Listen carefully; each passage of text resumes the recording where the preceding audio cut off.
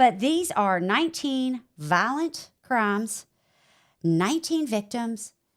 One of the victims had to hit him with her own car, you know?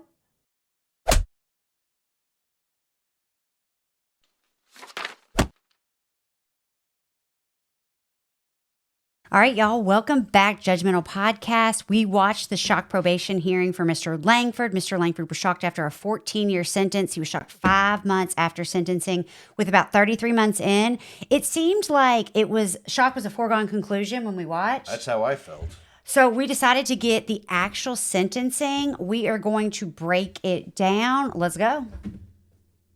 Good morning, everybody. We're on the record in 22 CR 163, Commonwealth versus Armond Langford. We've got Zaganjanine for Commonwealth, Farah for the defense.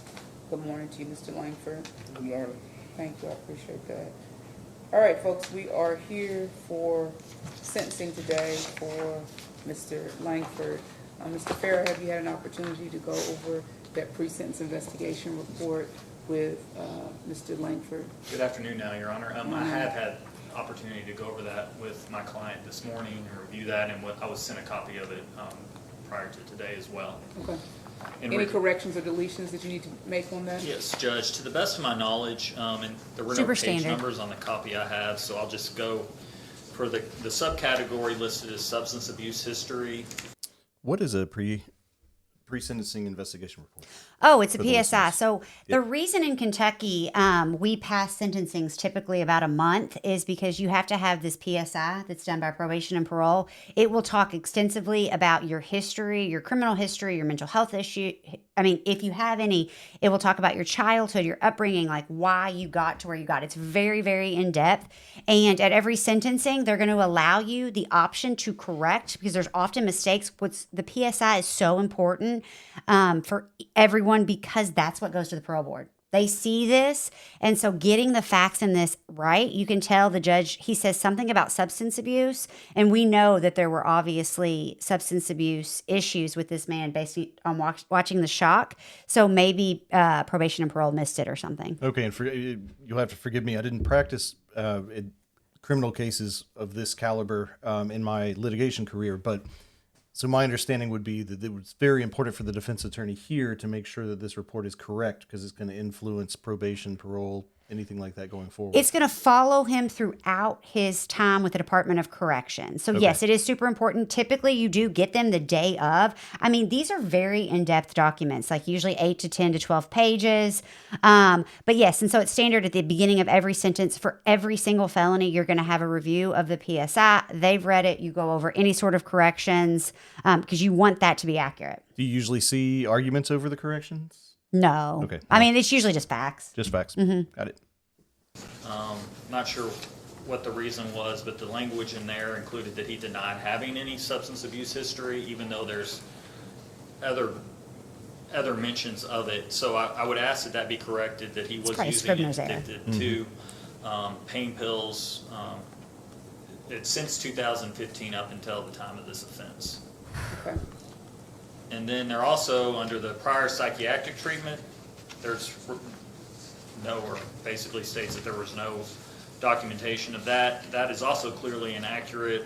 He's been hospitalized on multiple occasions.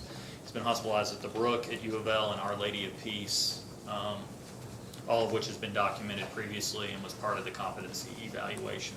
So clearly the court's on alert that there's mental health and substance abuse. All right, is there anything you'd like to say, Mr. Farah, prior to the court imposing sentencing? Absolutely, Your Honor. First and foremost, did you get a copy of the alternative sentencing plan? I did not, no, sir. Okay, can I approach? You may, thank you. Judges, no business. I mean, all business, LOL. And Ms. Garrett is here from the Public Defender's Office. Mr. Langford, I need for you to turn around, sir, and face forward. Thank you. Is here, and if the court has any questions about that, but I'll begin by talking about my client briefly, Your Honor, and then I'd also like the opportunity for his mother, who's present in the courtroom, along with just his mother speak, but also I'd like to put on the record that his father's present, he's got siblings present, aunt and uncles and grandparents here as well, who've been here throughout the process, or as long as I've been representing Mr. Langford. So he obviously has a lot of support that will continue regardless of what this court does today. About Mr. Langford, and it's noted in the PSI, So it does look like he's got a lot of family support. The defense is going first at sentencing, which I don't think is required. It sounds like we're going to hear from the victim's impact. But do you notice how he kind of looks like he's a little bit giggling or something? Like, and I also noticed that, yeah, he's got a strange smile on his face. Same with the shock probation hearing that we saw. And I can't help but notice that this person looks very different than the person I've been seeing in the arrest photos for the alleged crimes that he's been picked up on. Oh, absolutely. Mr. Langford was obviously granted shock. This is the initial sentencing, and he has since been arrested on a robbery 1, assault 1, and 2 counts of kidnapping, or 3 counts of kidnapping. Now, to me, like I said in the last video, and I'm just speculating, but it looks to me, oftentimes psychiatric medication causes the swelling and like almost a moon face, but he does look very puffy, like he's compared to the pictures of him presently. Very much so. And also substance abuse issues make you very thin, you know? he grew up in a loving home with his mother, Lucretia Thompson, as well as his father, and 2 brothers and 1 sister, or 2 sisters. 2 sisters and 1 brother. 2 brothers. He grew up, he went to Mazik Middle School, Your Honor, and then his first 2 years of high school, he went to Trinity, where he played football. Ultimately, he graduated from Western High School in 2012, where he then moved on to go to Lindsey Wilson in the hopes of continuing playing football at Lindsey Wilson. While at Lindsey Wilson, it's kind of when a myriad of things kind of hit Armond and his family, suffering from physical injuries, probably a brain CTE type injury from playing football, which now CTE can only be diagnosed at death. This court's familiar with of what happens when some people suffer from either mental health or physical and are required to have opiates or other pain pills. Ultimately, Armond left Lindsey Wilson, where he enrolled at UAK in hopes of playing football there, and unfortunately that's where I believe his first hospitalization occurred back in 2014, 2015. Since that time, he's been at home in Louisville, where he's worked at his mother's kitchen. It's a business called Lucretia's Kitchen, where he worked full-time, helping out in the restaurant. So it looks like his family have connections to Louisville. I believe that is in the West End. It's a very popular restaurant. I'm not sure. Yeah, I looked at the menu. It sounded delicious. Amazing. It really did. Battle those demons that he's suffering from his mental health issues that are continuing to go on during this period of time, as well as a closeted drug addiction that he kept, for the most part, from his family. You have someone, Your Honor, in front of you that has his first felonies, and boy, are they some significant felonies that we're not here to minimize or try to have the court gloss over. But these are his first felonies. What that means then is you have somebody that's never been given the opportunity at probation or to have those services that our state and our legislature has warranted should be considered in cases like Armond, who's also, go ahead and know, was given a low, on the crimogenic score, was given a low assessment of 13 out of 49. While this case was pending, Judge, he did have a 504 motion filed that I filed on his behalf that he ultimately went to KCPC in June of last year. So that's a competency.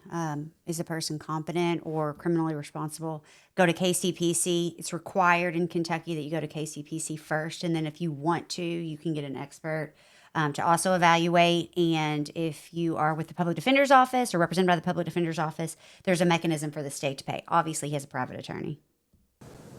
And if his mom talks to you about it, I'd be happy to talk to you about it. That's kind of where everything changed, I think, for the better for him. I think up until that point, he'd had maybe some undiagnosed issues or untreated mental health issues, or he wasn't getting the right treatment at the jail for the period of time that I was representing him.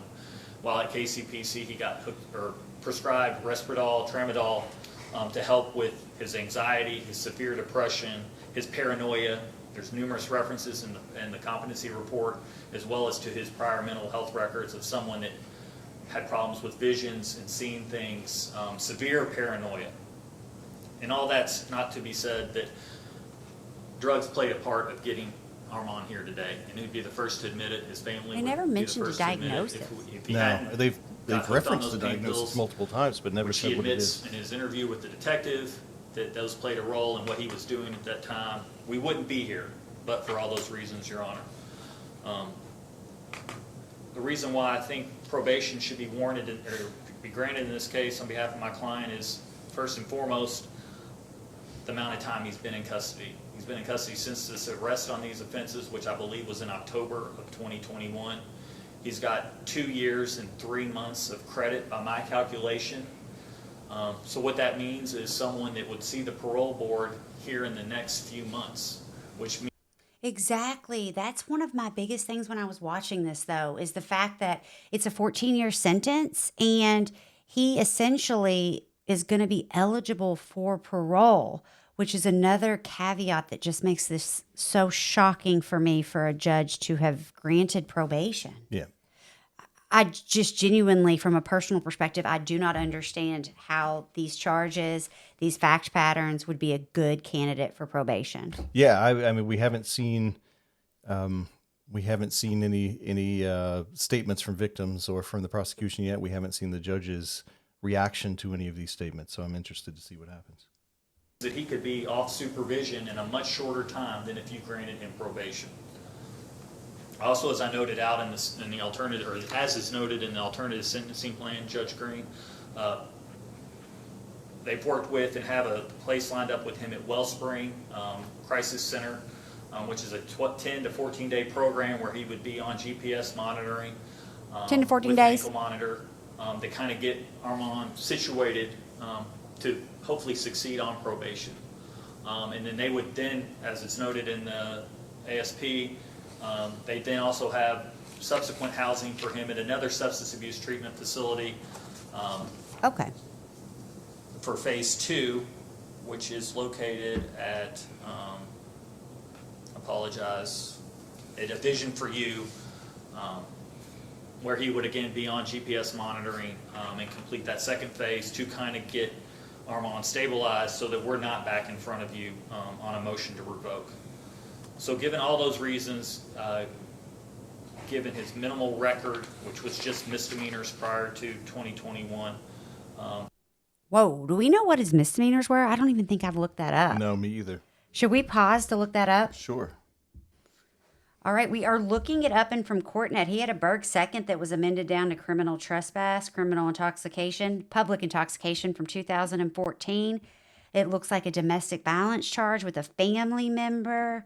We've got a 2012 case that was dismissed at shoplifting. That's very indicative of a substance abuse issue.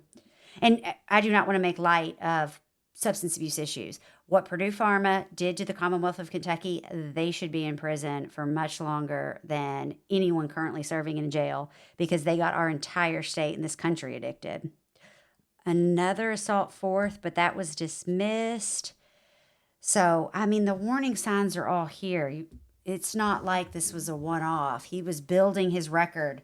And then when I was a public defender, I'll tell you, you could almost see the chain of events that kind of would happen when you got into substance abuse. It would be public intoxication, stealing from Walmart. Now, Family disputes. Yes, but it is atypical for this level of a violent 19 victims. I mean, that is very rare.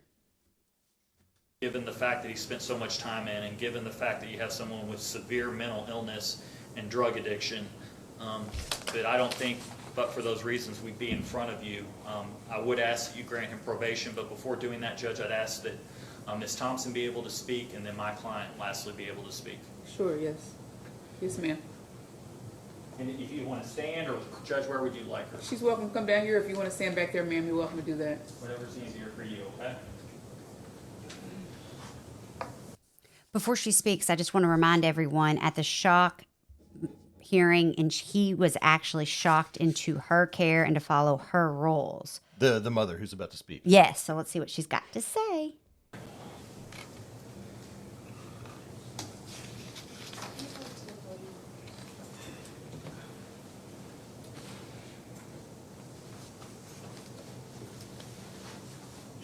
right, just breathe deeply. It's all right. It's okay. Go ahead.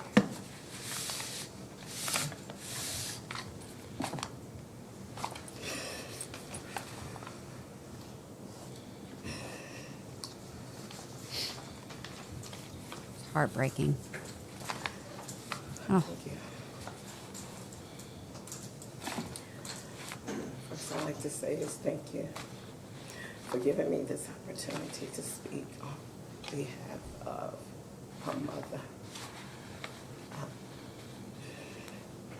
I do not want to minimize the crime that has been committed with my son. I want to minimize the crime has been committed. And now that he is fully aware and able to focus and think, has been something for me. aw. I just want to take you back, if you allow me, a few minutes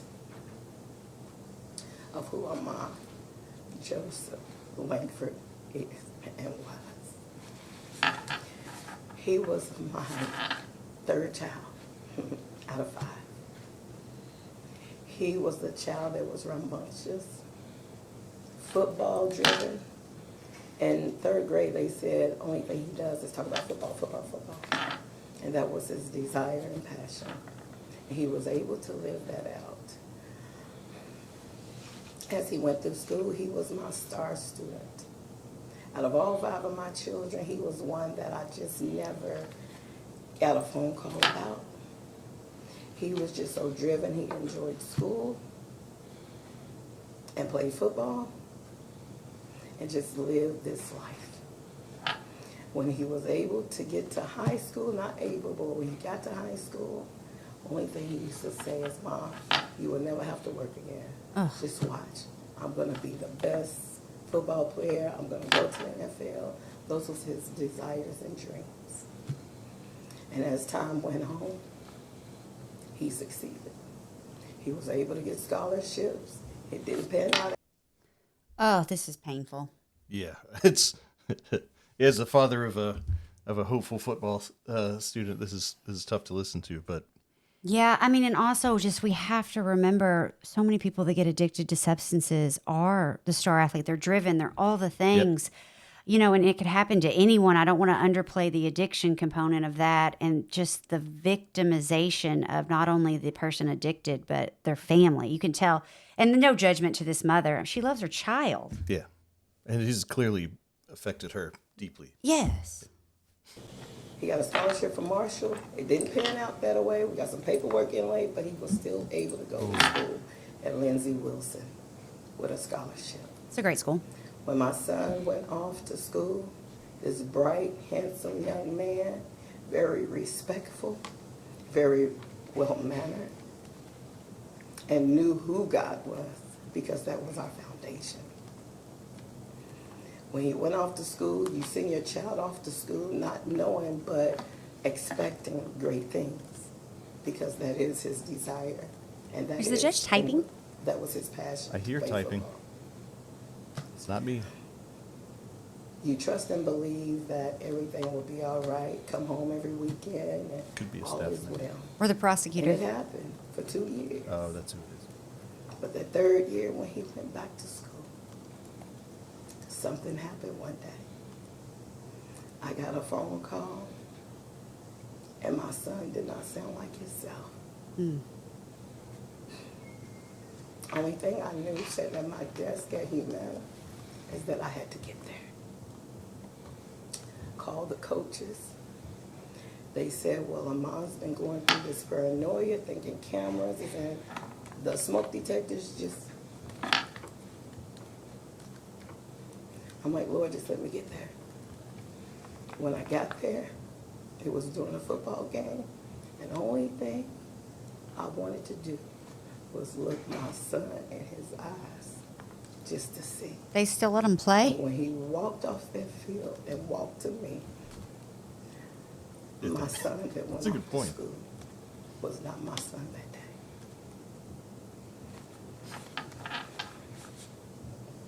I have been waiting and praying diligently. I made a decision to bring my son home. It got so bad that he thought people was after him. But I wonder if it was psychosis Seeing first or things. drugs. Well, Either way, I think the school needs to check on their, And the Policies. coaches done all Well, that they could their do, getting concussion CAT protocol. scans, CT scans, because of the injuries. To this day, I don't know what happened, but I know something happened.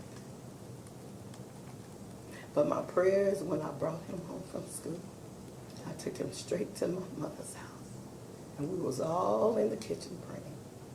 And what I asked the Lord to do, let my son remember who I am and who he is and who his siblings are. Oh, my Just word. let him remember that. I have been seeking help for him for so long as a mama just don't know what to do. In and out of hospitals, just help.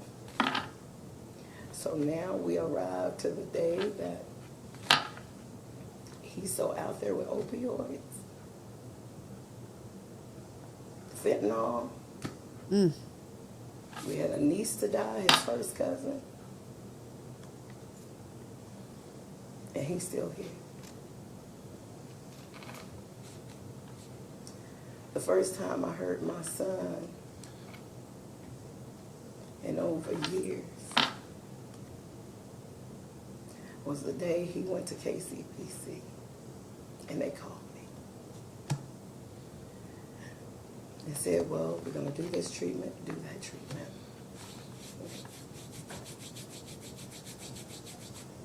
It took 30 days, you won't hear from him. 30 days, but we'll keep you informed. Okay, did you catch that? not sure. So the first day that she heard from her son was the first day at KCPC? You're not treated until you get to KCPC. I mean, she's obviously nervous and in a lot of pain. And maybe he got treated, I guess, at the jail. But KCPC, typically it is 30 days that you go. But I wonder if treatment started prior. And again, you know, my heart breaks for this woman. She clearly loves her child. Clearly God-fearing woman. That being said, we got to remember, probated to her, and she already says she tried everything and was at her wits' end prior to these robberies. That's what stands out to me. I mean, this woman, I mean, he clearly comes from a good family, people that cared deeply for him and had support at home. But all of these things happened despite that. His past and everything that he went through happened even with that support. I know. Even being on a team where you have a coach and you have teammates with that kind of support, these things were still happening. So it kind of begs the question why releasing him just to his mother's supervision was going to, result in things being managed properly. Yeah, we also got a glimpse into his substance abuse through this, like fentanyl. We don't know if it was intravenous use. Clearly he had to be extremely dependent, addicted on the substance to be so desperate to commit these crimes. But, a glimpse of someone with that much of an active addiction, significant inpatient treatment is what's needed. Yeah. Oh, I agree. I think what stands out to me, this is a story you hear over and over and over. Good people from good families and good backgrounds, becoming addicted and terrible things happen. And sometimes the addiction happens because of the mental health issues that are underlying. Sometimes they result from the addiction and the drug use, but it wasn't being managed. No, and the matter what- codependency that happens in those families, everybody's a victim to it. Oh, Well, she said she brought him home because of it, and these crimes still happened. Yeah. Just give us a call. My son called me. He was concerned. He's like, you're not going to let nothing happen to me, are you? I said, I promise. But this is your help right now. After 30 days of treatment, I get a phone call from my son. My son that went off to college. oh, so it was after the 30 days. I heard him for the first time. Oh, my apologies. Present, peaceful, speaking in his right mind.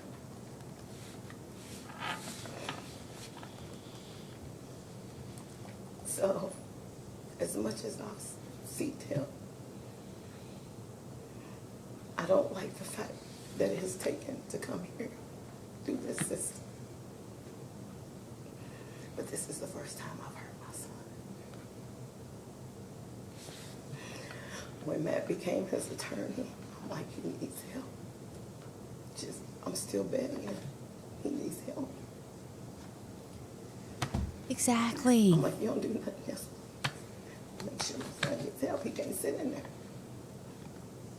And every time the news come on, while he was incarcerated, from day one, my mom would call me and say, you know, they had another death. You know, they had another overdose. Is she referring to inside the jail? Yes, and Louisville Metro Detention Center is known for the numerous deaths that have taken place. Honestly, this is wrong. I've lost track of how many. I mean, at one point, it seems like there was one almost every week, every other. I mean, there are a ton. And the Louisville Metro Detention Center, I've probably been in like, I don't even know, 15, 20 more jails and prisons throughout my career. And it is unequivocally the worst I've ever been in. Yeah, but the good news is there are other options. Yeah, It's well, not just Louisville Metro or release. oh, and well, that's the thing. The mom is begging for help, saying he needs help 5 months before he's released into her care. I can't. Even then, to think that could be my son. Ugh. So I'm standing here today not excusing no crime that is committed. But this is a young man that's never, ever been into any trouble. All of my children, all of them.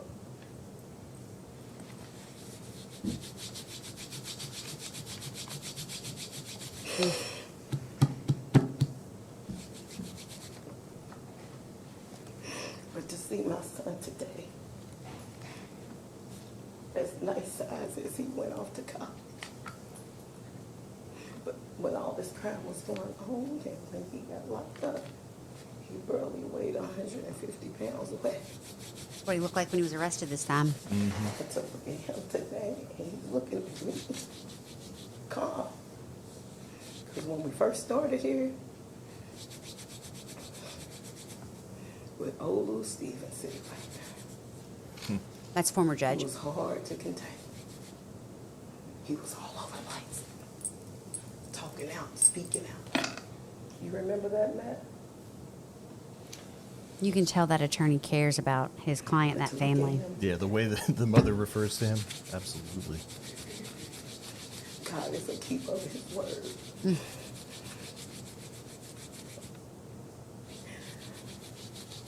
And I'm just asking that. Have mercy on him. Have mercy on him. I don't know if you have children. Have mercy on him. He has a heart. Here is a heart. And if anybody hurt him or anything got away, that Armond Langford is here today. We stand up.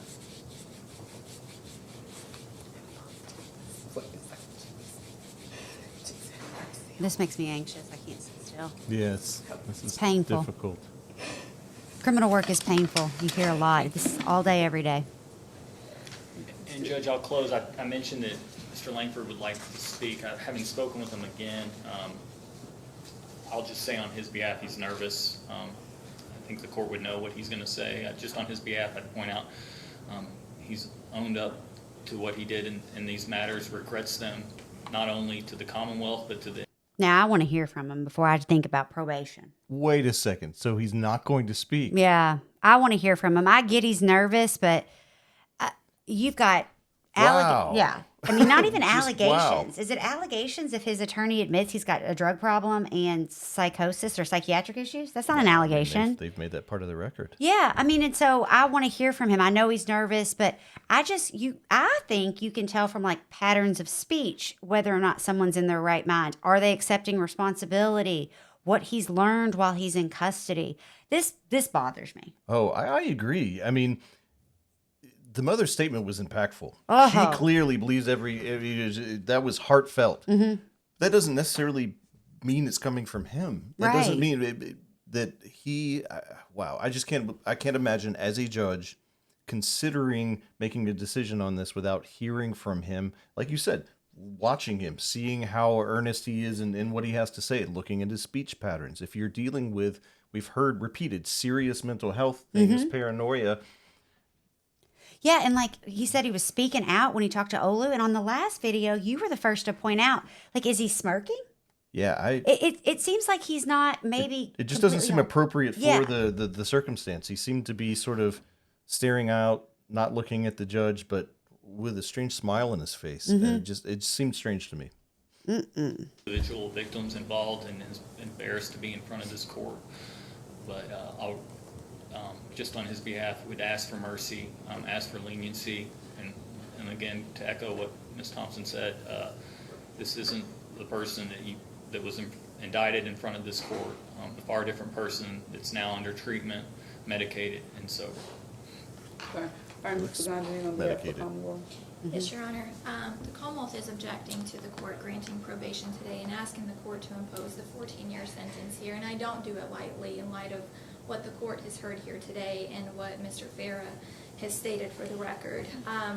To be completely candid, I have never had an opportunity to view the competency report, so I am limited in knowledge in Typical. terms of the history that has been referenced here today. But what I do know is what was in the court record regarding this particular case. And Mr. Langford gave an interview to the lead detective on this matter. And during that interview, Mr. Langford was somebody who was evasive about the matters that he did, who was understanding of the serious nature of the charges that he was facing, who was somebody that information had to be pulled out of, and really the references to any history of mental health were regarding depression and drug use, which unfortunately affects a large part of our community as we all see it in this courthouse on a daily basis. But he was somebody that was aware of what was coming, and he was somebody that at that time did everything that he could to evade accepting responsibility for the offenses that he committed. Tell me In more. addition to that, the evidence in this matter is that this is 1 count of burglary in the first degree and 19 counts of robberies. Several of those were amended for robbery in the first degree to robbery in the second degree because the alleged weapon that was used was never recovered. So the Commonwealth gave Mr. Langford the benefit of the doubt that it was not a real handgun in a lot of these incidents, that it was not a real sharp object, and we amended it down to robberies in the second degree. But what the evidence showed was that Mr. Okay. I saw your face. Oh. We have to have the conversation about the role of the prosecutor in all of these cases. If you've got 19 victims. Now, the way this prosecutor conducts herself in court from what we've seen so far, I really, really like. I don't like the showboating from prosecutors. I think it's very performative, and I think prosecutors typically have the upper hand in court. But the benefit of the doubt, and this is really important to understand. The difference between a robbery first and a robbery second at the time that this happened is very dramatic for how much time the person would serve and whether or not they would even be eligible for parole. So I think she said several of the robbery first. I have no idea what she means. We couldn't find the weapon, so we couldn't determine if it was a real gun. I mean, I think certainly the victims can testify to what happened. The big one is like, was it a sharp object? I mean, they can testify that it was a knife. Have you ever seen a knife that wouldn't qualify as a weapon for the person, for robbery one statute?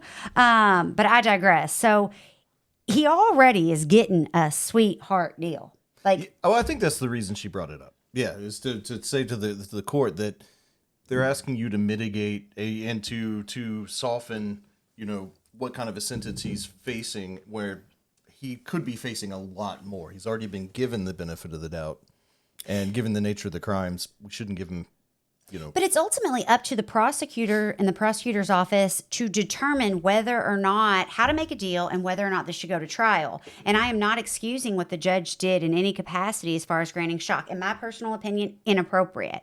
That being said, it's ultimate, like the prosecutor had the decision to offer this 14 years. We haven't seen the facts. We're going to have a victim's impact statement. But even if you couldn't prove Rob 1 on all of the counts or on the counts that were initially indicted as Rob 1, I'm hard-pressed to believe that you couldn't have got 1. And so the Commonwealth attorney doesn't seem to be taking this as seriously as maybe they should have with 19 victims, random victims, all those things. Well, how many were amended? She didn't say They all all of them. were, yeah, no, he didn't plead to a single Rob 1 because had he pled to a Rob 1, he wouldn't have been eligible for probation. And Rob 1, it was a violent offense, so it would have been 85% serve. So they were all, it was 1 Berg 1, 19 Rob seconds, a fleeing and evading, and then a couple misdemeanors. Langford was somebody who concealed his identity, who lied in wait, and who a lot of times attacked very vulnerable victims.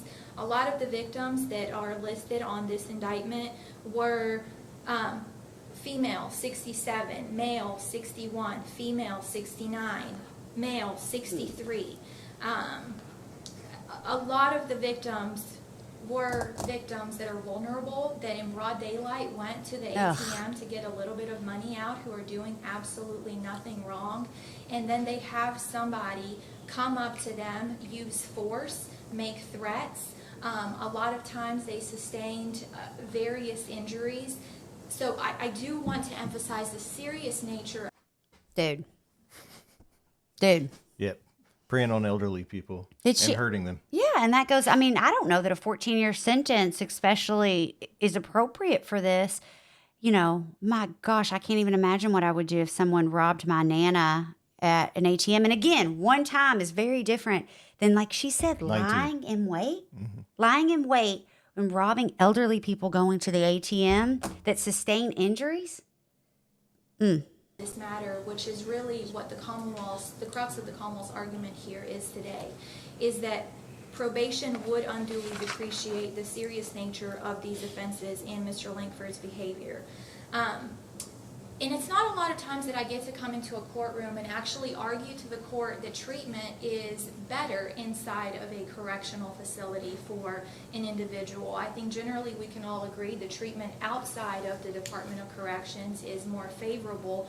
However, it seems, and based on what Mr. Langford's mom informed the court of today, that the very first time that Mr. Langford has been able to be treated appropriately is while he was in custody.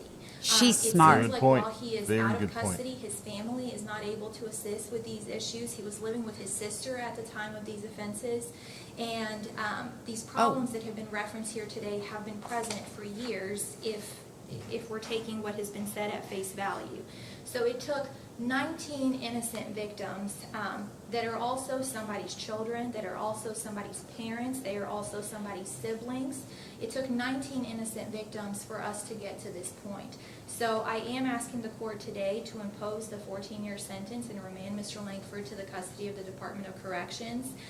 2 of the victims did submit impact statements. Ms. Peggy Higdon submitting a written statement that I hope has made its way into the court file. I have both letters. And Ms. Dolores Izal is present in the courtroom today and would like to address the court. Okay, so first off, mic drop there as far as that prosecutor goes. And y'all know I'm inclined to I'm a little bit jaded as far as prosecutors go. She did a great job. Oh, yeah. Great argument. No, I agree. And she picked up on some things from what was said by the defendant's counsel and used them very well. Mm-hmm. And great argument. I mean, the best he's ever been is while he's in custody, getting properly medicated.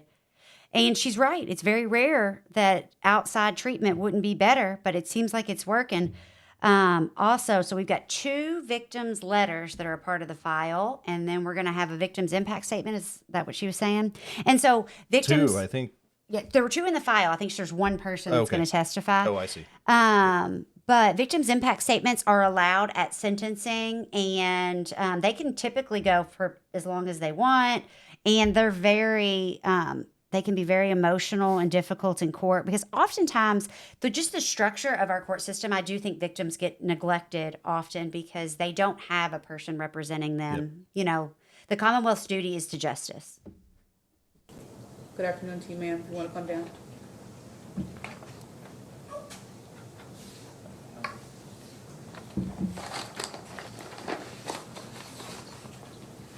This judge is no nonsense. Good afternoon, ma'am. Yeah, I always appreciate that. Samesies. Yes, my name is Dolores Zell, and I would like to. Oh, guys, we want to pause this really quick because anyone watching, we want you to know that this victim recently did an interview with a news station. And so she clearly has no problem coming out and talking about what's happened. We just wanted that for clarification purposes. Don't come for us. we were going to protect the identity, but she has been very public in media with this. Respect the mother because I'm a mother also, and I have never in my entire life I like her. have been treated by the gentleman so hostile. I was at the ATM machine, broad daylight, and yes, I was in my late 60s. Yes, I have had many surgeries, knee replacements 3 times, foot replacement, shoulder replacement. The gentleman grabbed my arm, twisted it back, which I'm getting treatment for still. He took my ATM card, which I did get back, grabbed it. It folded up, but he grabbed the money. Like I said, twisted my arm back in the car from the window. He ran. I went after him. I did. Damn. Do you notice she's making eye My contact? intentions, I hit him with my car. I did. Okay. Okay, we're not trying to make levity of No, this. I just didn't see that coming. So she's in her 70s now, I guess, because when it happened, she was in her late 60s. So she went after him in the car. I was just thinking, what is she thinking? This is that she's got some. Well, she's got some guts, but She got her credit card back, but he got the cash. she went after him in the car. Oh my! And she is making eye contact. Oftentimes, when you see these, it's like I always would tell my clients too, like, do not be Don't submissive. react. Yeah. Yeah, and also you don't really want to try to make eye contact and to intimidate or get the appearance from the judge you were trying to intimidate. It should be nothing but respect. And we can't see well enough. He seems to be, quiet like he has. I didn't see any reaction each time she's turned and looked toward him. I've seen nothing. But he rolled over. Like right I now. backed up. My intention was to roll over him again with my car. Because I had been assaulted. And like I said, I have children also. I work also. And if my child has done something like that it doesn't matter if elderly, young, or whatever, Yeah. then I expect them to pay the price.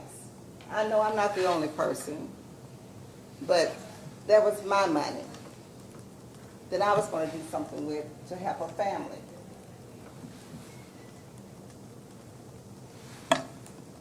Matter of fact, I had just left the funeral home, Bad fact. and we was going to pay for the funeral, family's meal, dinner. Oh, jeez. But that was something that I wasn't able to do at that time. My daughter came up, my son came up. The police came. And that's when he asked me, he said, did I realize I had dented my bumper? I said, yeah. I said, to me, it was worth it. Because if it had been my son that done something to somebody, I couldn't complain. Because I know I taught him better. I have prayed. I go to church. My children go to church. But when they become an adult and they make adult decisions to do something, then okay. And again, I feel sorry for the family. But I'm also still suffering with my shoulder. Ugh. So I don't know what else to do, and I pray that he gets help. But I also pray that the other individual that has been wounded and hurt and are afraid to come to the court heal and when, they can heal also. Thank you, ma'am. Oh man, All that was right, powerful. Mr. Langford, sir. I wonder. I don't know. Do you think the judge treated the victim the same that she treated the mom? She seems to just go immediately. That being said, the victim actually was much less emotional. Mm-hmm. So I don't know if she's picking up on that, but that victim, my goodness. I mean, those are, when I say bad facts, it's like those are bad facts for probation. At that point, I'd be less worried about if I'm sitting there as defense attorney, the client reacting to it. I'm sitting there worried about, like, I don't want to react because those were things that I didn't see coming. Maybe he knew, maybe he knew all of that, but yeah. That's tough. Also, I'm not clear as to whether or not when she hit him with the car, it stopped him or he got away. Like, I don't know if that's the actual crime that was the last crime he committed and when he got caught, or if he got caught later. It's very unclear. But she, I mean, you don't want to mess with that woman. I mean, I have a lot of respect for her. Yep. All right, so this is the sentencing. This is where the judge is going to hand down the sentencing. In accordance with the agreement that you have reached with the Commonwealth, sir, I'm sentencing you, sir, to 14 years on burglary in the first degree, 10 years on each of 8 counts of the first robbery and the amended accounts of robbery in the second degree, 10 years on the robbery in the second degree, 11 counts as charged, 5 19. years on fleeing or evading police, sir, 90 days on giving officer false identifying information, 90 days on the 2 counts, sir, of theft by unlawful taking under $500, and 90 days on each count of 2 counts of criminal attempt by theft by unlawful taking under $500. It's going to all run concurrent for a total of 14 years. Also, in Kentucky, this is a plea deal. And so this was an agreement made by the Commonwealth attorney and the defense attorney. And so the judge is just reading in the sentence. 14 years concurrent, that means they run all at the same time. And the question at this time, Mr. Langford, is whether or not probation is appropriate. I will tell you that in my time on the bench, I have never before in my life read such a lengthy recitation of facts as I had Wow. to read. Just What like a the prosecutor said. Yep. For you. I was taken aback because oftentimes I don't know what the cases are about, really the facts of the case, until I'm actually reading it into the record. So I was taken aback. I am a mother. Okay. I'm a parent. Mommy needs a minute. No, I'm just, I mean, I guess it's possible, you're reading when you're doing the sentencing and stuff. Certainly in the Commonwealth of Kentucky, the judge has the absolute discretion to reject a plea deal. When I was practicing, that used to always drive me crazy because obviously they don't know all of the facts and things like that. I just think that begs the question, was she prepared for her docket? Knowing what the charges were, having read the PSI, I think it's the judge's responsibility. In the PSI, we didn't talk about this earlier. Like, it will be broken down into all kinds of parts, and there'll be a part as the defendant's statement of what happened with the crime. And so I think that certainly that's something that should be read. But the notion, well, usually when I'm sentencing people, I ain't got any idea what the facts of the case are. Yeah, that's quite a statement. And even if it's true, I don't know the point of even saying it out loud. Like, the victim's sitting in there like, what do you mean? I'm so stressed out. We've waited years for this case to resolve. You haven't looked at it? The judge still doesn't know, the facts of the case. And this case has been heavily, heavily litigated. Bond hearing, competency. Now, whether or not that was in front of her or Judge Stevens is unclear. Yep. Woman as well. So I don't take any decision that I make lightly up here. I also recognize that there are some significant mental health issues at play. I also recognize that there are 19 victims in Jefferson County. We've heard from one of them today who have to live in fear.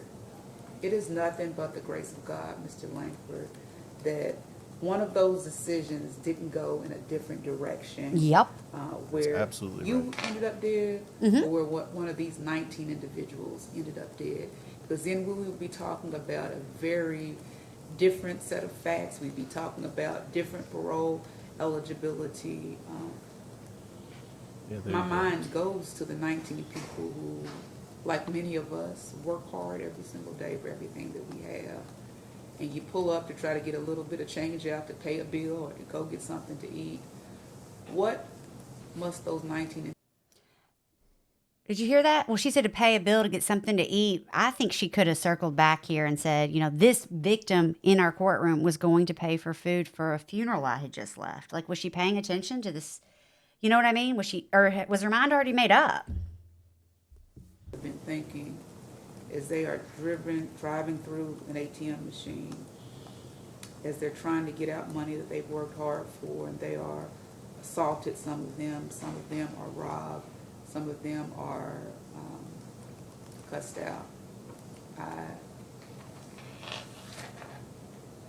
I have concerns. I don't know, and at this point do not believe that Mr. Langford can be managed by probation and parole. Don't take anything lightly. But I think about the caseload Wow. the probation officers have, and whether or not Mr. Langford has the capacity to report, to show up, and whether or not he has the capacity to conform his behavior to not putting other people at risk. Here's what I'm going to do, Mr. Langford. I'm going to send. So how do we get from that statement Right. to shocking him? What happened in between this and the shock hearing? In 5 months. I mean, and I think everything she's saying is so accurate. Like, I don't think this is a good candidate to be managed by probation No, and she's parole. dead on. She's absolutely right for the exact reasons that she stated. And it's like literally, I'm sitting here looking at from our earlier recording, the defendant must comply with all instructions and conditions imposed by the Office of Probation and Parole. Like, And she just said they're not able to handle this. I don't think this is a good candidate. And I don't know what changed in 5 months. And we've watched the shock hearing, but Well, I can tell you what didn't happen. Probation and parole didn't all of a sudden clear out a ton of cases, making them capable of managing this one. good point. Today. But I also don't believe that where you start is where you have to finish. I'm going to set a shock probation hearing today before we leave. Wait, what? Wait, what? Mr. Farrell will file a motion for shock probation. Oh, I expect that mental health be explored onto whether or not mental health court and whether or not Mr. Langford would be Okay, appropriate. I've never seen candidate this. for mental health court. I don't know if he would She's or not. instructing him to file the Sometimes they motion. don't take No, people to she file didn't the instruct- motion. let- She's hold saying on. accepted that he will. Whether or not well, she set it for a shock hearing at sentencing. Before a motion's filed. Yeah, but I don't. That doesn't make any sense. Like, I've never seen something like that happen. And you know how you have local rules or whatever? Like, in family court, we have local rules. Like, Jefferson County has their own local rules. Counties I practiced in would have local rules that they wouldn't have a shock hearing. Like, it was taken under submission, kind of. It would be like everybody file a motion. And you could also have where the Commonwealth, you could have a plea deal where the Commonwealth would agree to not object to shock probation. So, like, you would file your motion. And the thing about shock, the whole purpose of shock is by statute, I think, is like, you cannot file it before 30 days. It used to drive me crazy because Yeah, you I would mean, be ready to file it. You but have to file it 30 days after either the sentencing or being transferred to where you're being held. No, yeah, it's 30 Yeah. days after the sentencing and then it has to be before 180 days. Correct. Because at the 180-day mark is when when the court really loses jurisdiction and it's like the Department of Corrections take over. But I've never seen a judge set a shock, and there's no motion for shock. The prosecution has objected to regular probation. Can we pause for a second? Sure. All right, y'all. We took a break to print out the statute. Okay, so the judge literally just sentenced Armond Langford to 14 years for 19 robberies, 1 burg. The victim testified, and she set it for a shock hearing. Now, I did not practice much criminal work at all in circuit court in Louisville. I think I stood in a few times because that was all in different counties.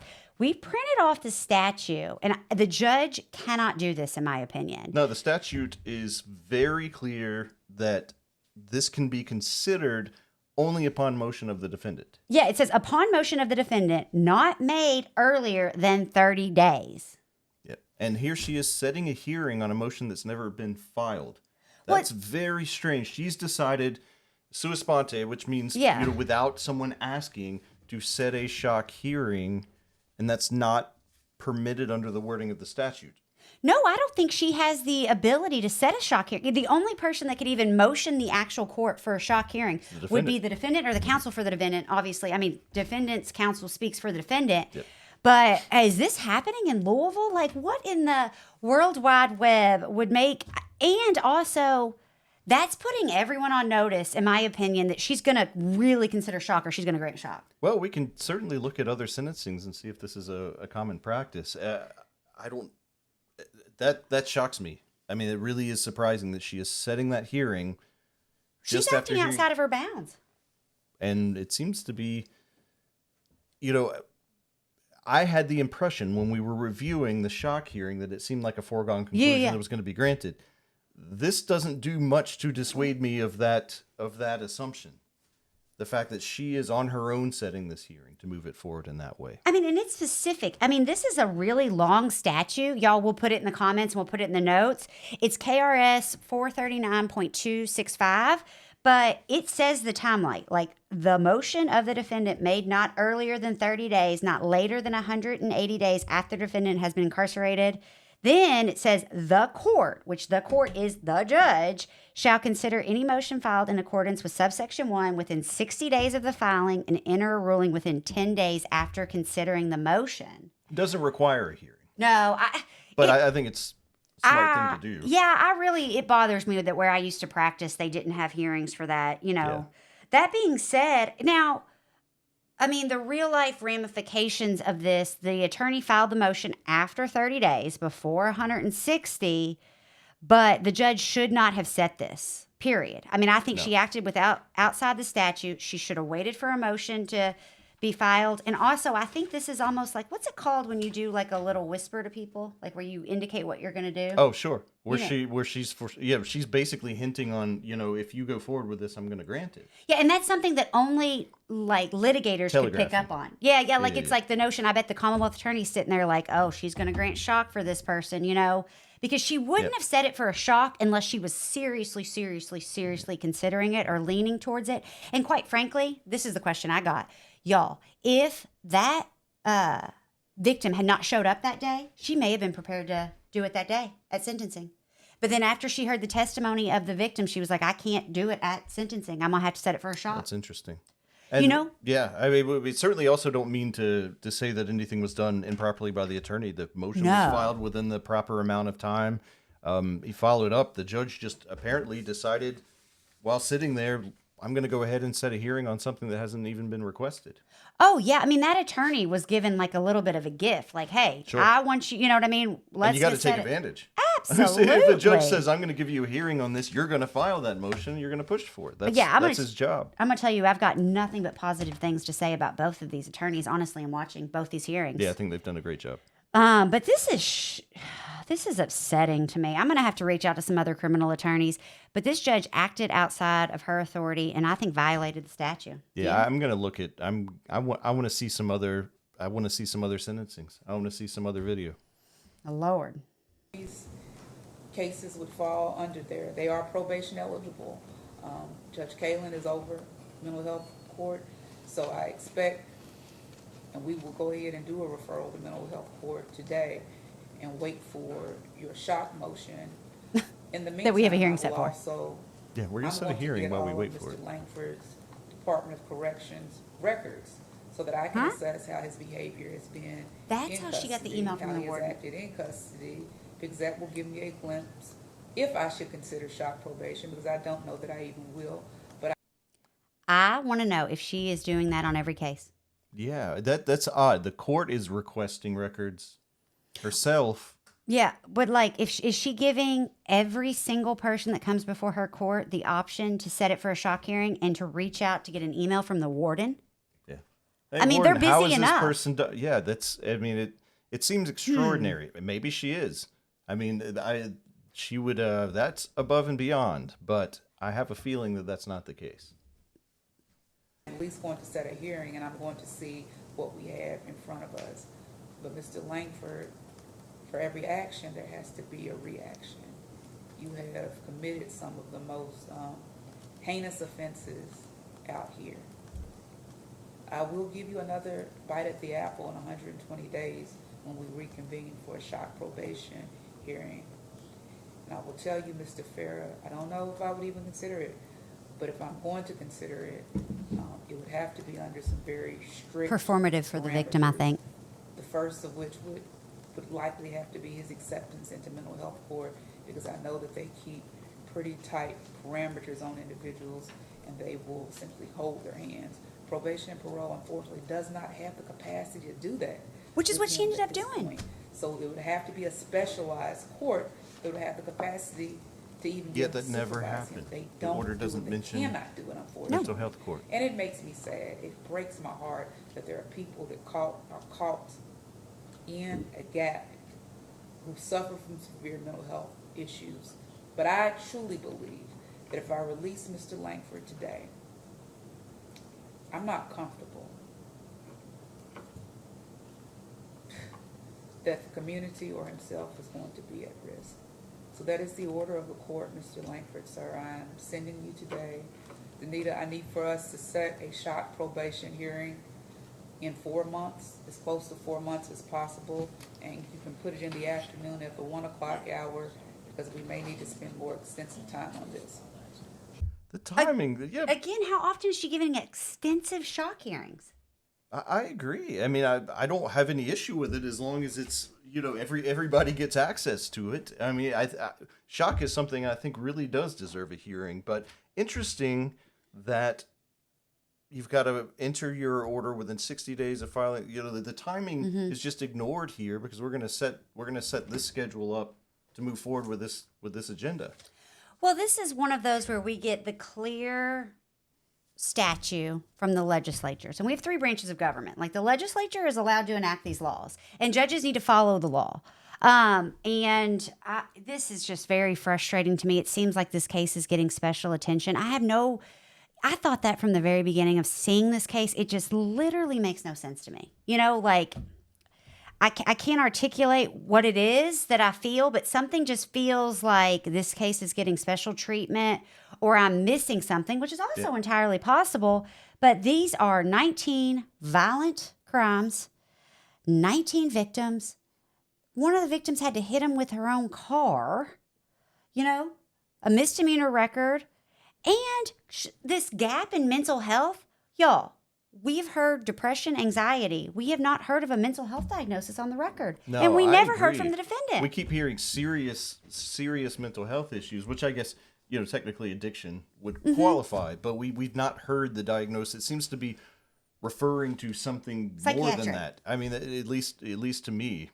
So, and again, the whole notion of this, y'all know he ended up being shocked 5 months later, and then about 13 months later, allegedly committed the robbery where a woman was stabbed and her 2 children were abducted. He is currently facing assault 1, robbery 1, and 2 counts of kidnapping. He certainly will be a persistent felony offender when indicted, which will enhance his crimes. He will be looking at 20 to life, which would run consecutive to what he has on the shelf for these 14 years. But y'all let us know what questions you have. We need to look into this more. I agree. All right, bye.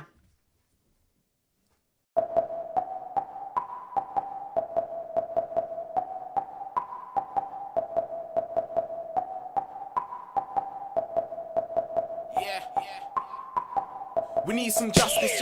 My life is fine, justice.